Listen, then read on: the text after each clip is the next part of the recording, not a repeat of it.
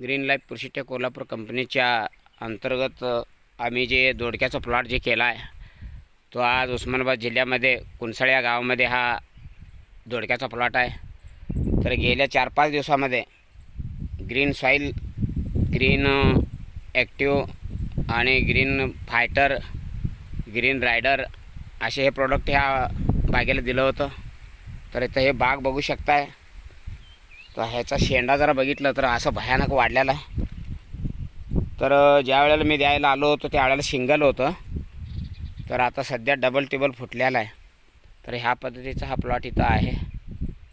तर 7 ते 8 दिवसाच्या आतमध्ये हा प्लॉटला मी व्हिजिट केलं आहे। तर आज परत प्लॉट व्हिजिट करण्यासाठी आलेला आहे। तर हे बघू शकताय तुम्ही, हा जबरदस्त असा हा प्लॉट सुटलेला आहे। तर शेतकरी इथं आहेत।